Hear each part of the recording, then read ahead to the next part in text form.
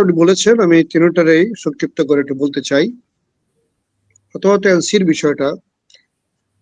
NCP বাংলাদেশে অত্যন্ত একটা নতুন দল, শুধু নয়, এটা নতুন প্রজন্মের দল, যারা জুলাই আন্দোলনের নেতৃত্বের একটা অংশ, বড় অংশ। এই জুলাই আন্দোলনে মাস্টার মাইন্ড বলে কাউকে আমরা আসলে স্বীকৃতি দিতে চাই না। এটা জনগণের, বৃহত্তর জনগণকে খাটো করে দেখা হবে তখন।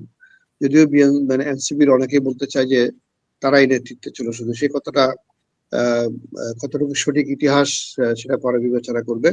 তবে আমি যেটা বলতে চাই যে তাদের নেতৃত্বের মধ্যে একটা বিশাল বিশাল অংশ ছাত্র জনতাকে ঐক্যবদ্ধ করার জন্য তারা যে পরিশ্রম করেছে, তারা যে মেহনত করেছে, কষ্ট করেছে, সেটার জন্য তাদের প্রতি আমরা কৃতজ্ঞ, তাদেরকে আমরা ধন্যবাদ জানাই, তাদেরকে আমরা সাধুবাদ জানাই, কোনো সন্দেহ নাই।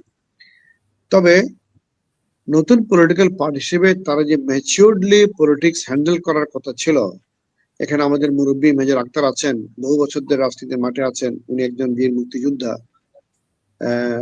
সামরিক বাহিনীতে উনি আমার, আমরা বস বলি না, বাট আমাদের অগ্রজ, অত্যন্ত শ্রদ্ধেয় ব্যক্তিত্ব। উনি হয়তো আরো ভালো বলতে পারবেন যে রাজনীতির মাঠে যে একটা ম্যাচিউরিটি, এটা এনসিপির এখনো পর্যন্ত সেটা আমরা ঘাটতি দেখতে পাচ্ছি কিছুটা। আর তারা যে 6টা আসন পেয়েছে সেটা যথার্থই পেয়েছে। নাসিরউদ্দিন বাদে বাকি যে কজন জাতীয়ভাবে এনসিপি নেতৃত্ব দিয়েছে, তারা তাদের সিট পেয়েছে, তাদেরকে আমরা অভিনন্দন জানাই।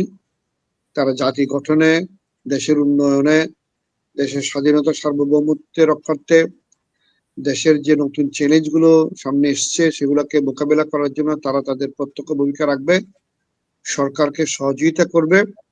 যেখানে যেখানে সরকারের ফেলিউর থাকবে সেখানে তারা প্রতিবাদ জানাবে, তবে সেটা যাতে করে গঠনমূলক হয়, সেটা যাতে করে বিশৃঙ্খলায় রূপান্তরিত না হয়, এমন কিছু যাতে করে না ঘটে যার মধ্য দিয়ে দেশের মানুষের কষ্ট হয়, রাস্তাঘাট বন্ধ হয়, স্কুল কলেজ বন্ধ হয়ে যায়, এমন কোনো ঘটনা তারা না ঘটে। ফলে যথার্থই তারা 6টা সিট পেয়েছে এবং আশা করি ভবিষ্যতে যদি এনসিপি আরো ম্যাচিউরড হয়, তাহলে তাদের রাজনীতির দেশের জনগণ যদি পছন্দ করে, নিশ্চয়ই তারা আরো সিট তারা ভবিষ্যতে ভালো পাবে। এবং সামনে আরো নির্বাচন আছে, আমাদের মহানগরের নির্বাচন আছে, মেয়রের নির্বাচন আছে, আমাদের উপজেলা নির্বাচন আছে, পৌরসভা নির্বাচন আছে, আমাদের স্থানীয় সরকারের মধ্যে আমার ইউনিয়ন পরিষদের নির্বাচন আছে। এই সকল নির্বাচনে এনসিপি পার্টিসিপেট করুক, তাদের পরিচিতি লাভ করুক, তাদের স্থানীয় পর্যায়ে যে নেতা নেত্রী আছে তারা সেখানে পার্টিসিপেট করে দেশ গঠনে তারা এগিয়ে আসুক, সেই প্রত্যাশা আমরা রাখি। নতুন সরকারের চ্যালেঞ্জের ব্যাপারে যেটা আপনি বলছেন, প্রথমত মন্ত্রিসভা সম্পর্কে যেটা বলি সেটা হবে, এই মন্ত্রিসভাটা আমার বিবেচনায় সুন্দর হয়েছে। সুন্দর হয়েছে এই জন্য বলছি, যারা নতুন, পুরাতন এবং অভিজ্ঞ, অনভিজ্ঞ মানুষের সমন্বয়ে মন্ত্রিসভা গঠিত হয়েছে এবং অনেক পুরনো ব্যক্তি যারা খুব অভিজ্ঞ বা তাদের ব্যাপারে দেশের জনগণের প্রশ্ন আছে, তাদের ভূমিকা সম্পর্কে প্রশ্ন আছে, কারণ নাম ধরে বলবো না, এটা আমরা সবাই জানি। অনেককেই তারেক রহমান এবার মন্ত্রিসভায় স্থান দেন নাই। নিশ্চয়ই তার কাছে তথ্য আছে, তিনি আমাদের চেয়ে আরো বেশি ইনফর্মড, উনি ভালো জানেন, যার কারণে তাদেরকে স্থান দেন নাই এবং তাদেরকে তিনি দূরে রেখেছেন। কেন রেখেছেন, কি জন্য রেখেছেন, তিনি ভালো বুঝেন। কিন্তু আমরা চাই যে নতুন মন্ত্রিসভা যেটা গঠিত হয়েছে সেটার মধ্যে অভিজ্ঞতার কিছুটা ঘাটতি থাকলেও আশা করি তারা দেশ পরিচালনার যে একটা সামগ্রিক অভিজ্ঞতা বিএনপির আছে, বিএনপি এটা সহ প্রায় 5 কি 6 বার তারা দেশ পরিচালনার দায়িত্ব আসছেন, ফলে বিশাল একটা অভিজ্ঞতা সম্পন্ন দল।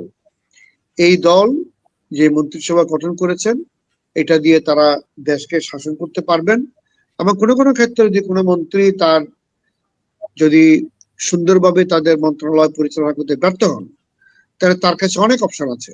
আই এম শিওর জনাব তারেক রহমান প্রধানমন্ত্রী হিসেবে তার পার্টির নেতৃত্বের সাথে পরামর্শ করে তার A team, B team, C team সেগুলো তিনি ঠিক করে রেখেছেন। যদি কোনো কারণে এই টিমের প্লেয়াররা ফেল করে, তাহলে কোচ যেরকম করে বা একটা খেলোয়াড়ের যে ম্যানেজার থাকে তিনি যারা খেলোয়াড়দের পরিবর্তন করে, তার রহমানের কাছে অনেক অপশন আছে। তিনি সেই অপশনগুলো ব্যবহার করে মন্ত্রী পরিষদের মধ্যে তিনি তিনি পরিবর্তন করে নতুন করে সেখানে রক্ত সঞ্চালন করতে পারবে এবং দেশ পরিচালনায় এটা অভিজ্ঞতা কাজে লাগিয়ে আশা করি দেশের জনকল্যাণে এটা উনি ভূমিকা রাখতে পারবেন। আমি এই নতুন মন্ত্রী পরিষদের শুভকামনা করলাম। এখন নতুন সরকারের যে চ্যালেঞ্জ, আমি মনে করি অনেকগুলো চ্যালেঞ্জ আছে। প্রথমত চ্যালেঞ্জ হচ্ছে, একেবারে স্টার্টিং এর চ্যালেঞ্জ হচ্ছে বিরোধী দলকে তার কনফিডেন্স আনা। এতে করে উনি অনেকখানি সফল হয়েছেন বলে আমাকে মনে করি। প্রথম দিকে যেটা আমার কাছে মনে হচ্ছিল যে জামাত জোট হয়তোবা শপথ নাও নিতে পারে। জামাতের যে দাবি উঠেছিল প্রায় 30 থেকে 50টা সিটে চরম কারচুপি হয়েছে বলে জামাত নেতৃত্ব যেভাবে প্রথম দিকে তারা দাঁড়িয়ে গিয়েছিল, তারা আন্দোলনের হুমকি দিয়েছিল, তো সেখান থেকে তারা অনেকখানি ম্যাচিউরলি হ্যান্ডেল করে তাদের নেতা নেত্রীদেরকে বুঝিয়ে আমার মনে হয় সেই পথ থেকে তারা সরে এসে সরকারকে সহযোগিতা করার পথে তারা আসছে। এটা জামাতকে আমি এখানে ধন্যবাদ জানাই, জামাতকে আমি সাধুবাদ জানাই। এবং এখানে তারেক রহমানের একটা একটা একটা ক্রেডিবল অ্যাপ্রোচ তিনি গ্রহণ করেছেন। কেউ কেউ বলেন ডক্টর ইউনূস স্যার পরামর্শ দিয়েছেন, হতে পারে উনি আমাদের মুরব্বী হিসেবে সেই পরামর্শ দিয়ে থাকেন, উনি ভালোই করেছেন। এবং তারেক রহমান সেই পরামর্শ গ্রহণ করেছেন যে তিনি ব্যক্তিগতভাবে জামাত লিডারের বাড়িতে গিয়েছেন, এনসিপি লিডারের বাড়িতে গিয়েছেন, চরমনাই পীর সাহেবের বাড়িতে গিয়েছেন এবং অনেকের সাথে উনি কথা বলেছেন। সুতরাং বিরোধী দল যদি এখানে কোনো আন্দোলন সংগঠিত করার একটা সুযোগ তৈরি হওয়ার প্রেক্ষাপট তৈরি হয়েছিল, সেটা ইতিমধ্যেই স্থগিত হয়েছে এবং এটা দেশের মানুষের জন্য কল্যাণ হয়েছে। যদি এটা এরকম একটা আন্দোলন ছড়িয়ে পড়তো তাহলে দেশের শুরুতে একটা বিশৃঙ্খলা তৈরি হওয়ার সম্ভাবনা ছিল। আমি মনে করি জামাত নেতৃত্ব এটাকে সুন্দর করে হ্যান্ডেল করেছে এবং তার রহমানের নতুন সরকারও সেটাকে সুন্দর করে হ্যান্ডেল করেছে। আমি তাদেরকে এটা সাধুবাদ জানাই। সেই চ্যালেঞ্জ মোটামুটি ভালোই মোকাবিলা করেছে। এখন দেশের আরো কিছু বড় বড় চ্যালেঞ্জ আছে। প্রথম চ্যালেঞ্জ হলো যে আইন শৃঙ্খলা পরিস্থিতি নিয়ন্ত্রণে রাখা। অনেকগুলো অস্ত্র এখনো উদ্ধার হয়নি। আমাদের দেখতে হবে অনেকগুলো অস্ত্র থানা লুট হয়েছিল এবং অনেকগুলো বৈধ অস্ত্র দেশের মানুষ গত নির্বাচনের সময় জমা দেয়নি। এই সকল অস্ত্রগুলো ব্যবহৃত হবে কিনা আমরা ঠিক জানি না।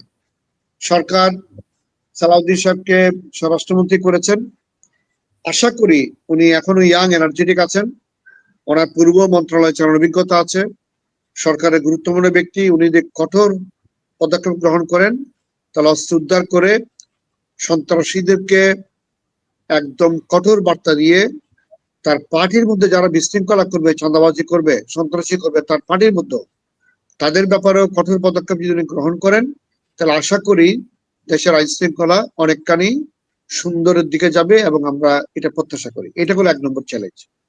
2 নম্বর হলো অর্থনীতি একটা ভঙ্গুর অবস্থার মধ্যে আছে। শেখ হাসিনা যখন পদত্যাগ করে পালিয়ে যায় তখন কিন্তু ব্যাংকের টাকা মানুষ 10,000 20,000 টাকাও চেক পাই নাই। আমাদের যেগুলো আমরা এলসি করি, এলসি প্রায় বন্ধ হয়ে গেছিল। সুতরাং ব্যাংকের মধ্যে শৃঙ্খলা ফিরে এসছে, ব্যাংকের তারল্য সংখ্যাটা কেটেছে, রিমিটেন্স প্রবাহ বেড়েছে, কিন্তু বাণিজ্যের যে ঘাটতি, বিশেষ করে আমাদের আন্তর্জাতিকভাবে যে সকল পণ্য আমরা বিদেশে রপ্তানি করি সেগুলো আমরা এখনো পর্যন্ত ভালো করে গুছিয়ে উঠতে পারিনি। চিটাগং পোর্টের একটা সমস্যা আমরা একটা সমাধান করতে পারি, এটা আরেকটা চ্যালেঞ্জ। পোর্টের রাষ্ট্রীতি যদি আমরা সেটাকে স্ট্রংলি হ্যান্ডেল করতে না পারি তাহলে পোর্টের মাধ্যমে যে আয় আমাদের হবে এটার বড় চ্যালেঞ্জ সরকারকে মোকাবেলা করতে হবে। ভারতের সাথে আমাদের অনেকগুলো সমস্যা আছে। ভারত আমাদের প্রতিবেশী, আমরা ভারতের সাথে যুদ্ধাঙ্গে কোনো মনোভাব দেখতে চাই না। ভারত প্রতিবেশী সুলভ আমাদের সাথে ব্যবহার করুক, সেটা আমরা চাই। আমাদের নতুন সরকার এবং তার যে মন্ত্রী পরিষদের টেকনোক্রেট কোটায় স্থান পেলেন ডক্টর খলিলুর রহমান, তার দীর্ঘ অভিজ্ঞতা আছে ভারতের সাথে হ্যান্ডেল করার জন্য, আন্তর্জাতিকভাবে গ্রহণযোগ্য ব্যক্তি। তার মাধ্যমে এবং আমাদের যে ইন্টেলেকচুয়াল টিম আছে তাদের মাধ্যমে ভারতের সাথে আমাদের যে সমস্যাগুলো সেগুলো চিহ্নিত করে এটা স্ট্রং ডিপ্লোমেসির মাধ্যমে এটা হ্যান্ডেল হোক, সেটা আমরা চাই। এটা একটা বড় চ্যালেঞ্জ। রোহিঙ্গা ইস্যু বিশাল চ্যালেঞ্জ। এই রোহিঙ্গাদেরকে আমাদের প্রায় 11-12 লক্ষ রোহিঙ্গা বাংলাদেশে আছে। 17 রোহিঙ্গা ইতিমধ্যে জনগণের সাথে মিশে গিয়ে তারা বাংলাদেশের আইডি কার্ডে করে ফেলেছে, সেটাও শুনতে পাচ্ছি। যেভাবে হোক সকল রোহিঙ্গাদেরকে মিয়ানমারে ফেরত নেওয়াটা এই সরকারের একটা বড় চ্যালেঞ্জ। এটা তারা 180 দিনের যে রুটিন ওয়ার্ক তারা তৈরি করেছে, সেখানে আমরা এটা দেখতে চাই। আমরা পদক্ষেপগুলো জানতে চাই, বুঝতে চাই কোন কোন পদক্ষেপের মাধ্যমে রোহিঙ্গাদেরকে ফেরত পাঠানো হবে, কিভাবে আন্তর্জাতিক কমিটিকে, আন্তর্জাতিক সংস্থাকে এটার সাথে সম্পৃক্ত করে আমাদের আসিয়ান যে কান্ট্রিগুলো আছে তাদেরকে সম্পৃক্ত করে সার্ককে উজ্জীবিত করে কিভাবে আমরা ভারতকে আমাদের কনফিডেন্সে নিয়ে, চায়নাকে আমাদের কনফিডেন্সে নিয়ে কিভাবে আমরা এই মানুষগুলো ফেরত পাঠাবো, এটা বড় চ্যালেঞ্জ থাকবে। পার্বত্য চট্টগ্রাম বিশাল চ্যালেঞ্জ। কিছুদিন পরে পরে সেটা উত্তপ্ত হয়, কিছুদিন পরে পরে সেখানে বিশৃঙ্খলা তৈরি হয়, মানুষের মধ্যে অশান্তি তৈরি হয়। আমরা বলতে চাই বাংলাদেশ একটা ছোট দেশ, এখানে 13-14টা নৃগোষ্ঠী আছে, চাকমা, মারমা, মোরং ইত্যাদি। তারা আমাদের ভাই, তারা ভিন্ন ধর্মের মানুষ হতে পারে, এটা আমাদের ভাই। তাদেরকে নিয়ে আমরা একত্রে বসবাস করতে চাই। সেখানে বাঙালি পাহাড়িদের মধ্যে যে একটা অনৈক্য, সেই অনৈক্যকে কিভাবে দূর করবে সরকার, এটা বড় চ্যালেঞ্জ। এই চ্যালেঞ্জ গুলোকে মোকাবেলা যদি সরকার করতে পারে তাহলে আশা করি নতুন সরকার যেভাবে যাত্রা শুরু করছে আমরা তাদের প্রতি শুভকামনা রাখতে চাই। এই চ্যালেঞ্জ গুলো যদি মোটা থেকে তারা হ্যান্ডেল করতে পারে তাহলে সরকার অবশ্যই সাকসেসফুল হবে। ধন্যবাদ। অসংখ্য ধন্যবাদ। আমি রাশেদ খানের কাছে শুনতে চাই যে শপথ না নিয়ে, যে আমাদের সংস্কার পরিষদে শপথ না নিয়ে বিএনপি বা বিএনপি জোট বৃদ্ধাঙ্গুলি দেখিয়েছে জুলাইকে, এরকম আপনি মনে করেন কিনা, যেটা বিরোধী দল থেকে বলা হচ্ছে, এবং আরো যেটা বলা হচ্ছে যে ঋণ খেলাপিদেরকে মন্ত্রিসভায় স্থান দিয়ে কতটা সরকার সফল হতে পারবে সেটাও প্রশ্ন তুলেছে। এই দুটো বিষয়ে আপনার কাছে শুনতে চাই যে, এবং যে মন্ত্রিসভা হয়েছে সেই সভা সম্পর্কে আপনার আইডিয়া।